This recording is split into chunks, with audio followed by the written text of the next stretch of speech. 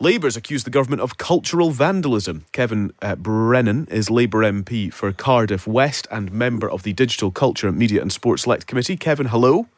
Hello. Cultural vandalism is what the Labour Party's calling it. Nadine Dorris, the Culture Secretary, suggests that government ownership is at the moment holding Channel 4 back, actually, from competing and being its best.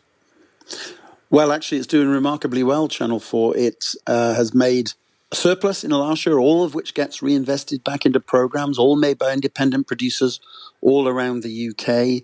It has the best subscription rates for its digital services of any of the public service broadcasters. It's a leader with that, and it also appeals to younger people and different diverse audiences. And in fact, that's the mission that it's given by being a state-owned public service broadcaster that's entirely independently funded.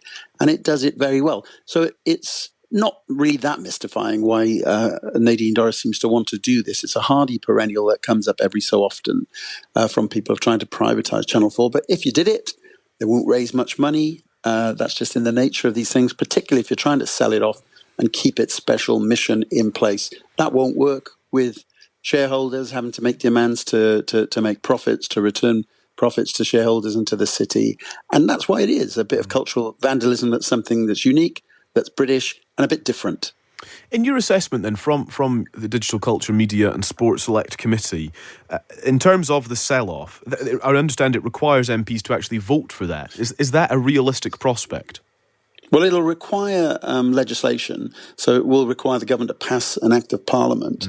And obviously they have a majority in the House of Commons, and if the government MPs all vote for it, they can put things through in the House of Commons, but it'll get a lot of scrutiny and it will get a lot of time in committee. And then, of course, it still has to go through the House of Lords. And one thing about this proposal, it isn't something that the Conservative Party said they wanted to do in their manifesto. They don't have, if you like, a manifesto mandate from the general election to do this. They looked at it in the last Parliament and abandoned it. So we all assumed it wasn't going to come back again. And therefore, in the House of Lords, they'll feel very free, to range all over this and, in fact, to delay it if necessary, possibly beyond the next election. Even if they get it through, selling it off by the next election might in itself prove somewhat difficult. So we'll see whether or not it gets into law, but it does require an Act of Parliament to do it. Nadine Dorris, again, suggesting that this will, selling or privatising Channel 4 would give it freedom to flourish and thrive as a public service broadcaster. I mean, Kevin, are you more concerned about, losing Naked Attraction or Made in Chelsea, for example? Well, no, but Dairy Girls and Channel 4 News probably would be more up my street. But that's the thing about Channel 4. It is very, very different. And the thing is that what she said makes no sense whatsoever. It already thrives as a public service broadcaster. It's already at the cutting edge of digital.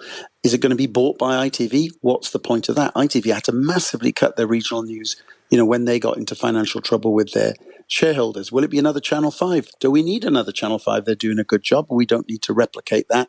Or will it, in the end, more likely be bought up by massive foreign, West Coast-based companies like Netflix and the like? And so at the end of the day, you won't have a British unique public service broadcaster. They'll have yet another offering, from America. And actually, I don't think that's the patriotic thing to do, or indeed, will actually bring any reasonable future for a public service broadcaster that is charged with doing something different, reaching different audiences and operating all around the UK.